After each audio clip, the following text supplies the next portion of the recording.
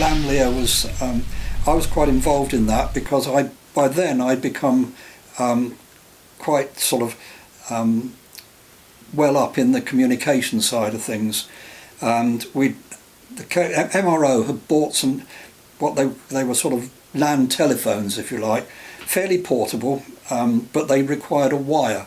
They weren't radios at all. It wasn't a radio system, it was a wire system. And Lamlia was one of the first caves rescues I remember where we had to use a telephone. So we had a telephone from the surface, which meant somebody had to use to lay a wire from obviously from the entrance down to wherever the incident was, which in this case was the top of the 70-foot drop. Yes, I do remember that because that was a very, very protracted rescue, and the poor guy had he'd been at the bottom of the main pitch in the main chamber, and somebody had climbed the ladder and fallen off and landed on top of him, and it was he sustained quite severe injuries. So yes, it took a long time to get him out because he had it was probably the first death in Swildens, possibly the only death in Swildens as far as I can remember. But that particular day they arranged for it was a diving operation, and a lot of divers were present. There was a lot of kit to go underground, and a lot of people, a lot of cavers who were not terribly well known as sort of regular cavers turned up, and John Wallington was one of them. What happened was that day or that night there had been a fall of snow. By the morning everything had warmed up, and the snow had fallen on frozen ground. As it warmed up, it started raining, and the snow was melting very, very quickly, so the cave flooded, and it was very, very quick. I think probably the runoff was rapid because melting snow on frozen ground, rain on top of it, it really did melt quickly.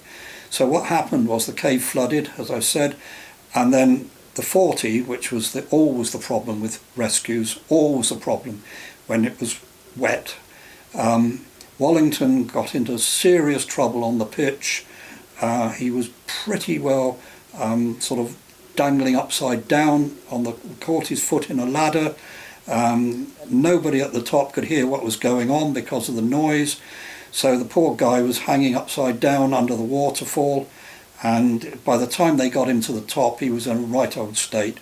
And then they got him into the water rift, and probably people don't realise what the water rift is today because it's long gone. And when they got him up there they fed him chocolate and things like that, and people thought, okay, he's probably not too bad. But within half an hour he had died. And I think what happened then is suddenly people started to realise just what hypothermia was all about.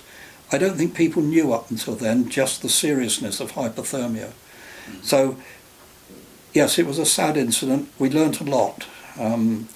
He was really poorly clad. I mean, he literally had dry grots on, as we called it. 40 was always the major obstacle. Before it disappeared in the flood of 68, July 68, it was always a problem because on Mendip we weren't used to pitches, we weren't used to wet pitches, and that was the classical wet pitch. It was only 40 feet, but it was quite an awkward pitch as well. At the top it was quite difficult to get off the ladder because it was a little bit sort of constricted, and people got very tired. They weren't, of course, days before wetsuits. I mean, the best thing we had was a goon suit, which was a wonderful bit of kit, but they didn't last very long. They ruptured easily. But so yes, I think the main cause of rescue was at that time was the 40 in Swildens. I mean, a classic example would be Saturday night in the pub, everybody enjoying themselves, and the phone would go, and Roger would go out of the bar, out the back, answer the phone, and everybody looked. Rescue. Yeah, that's right. Yeah. Roger comes back. Yeah, 40 Swildens, somebody stuck. And that was it. I think there were more rescues from the Swildens 40 than anywhere else I can remember on Mendip. It was classic, nearly every weekend, especially in October when the students arrived.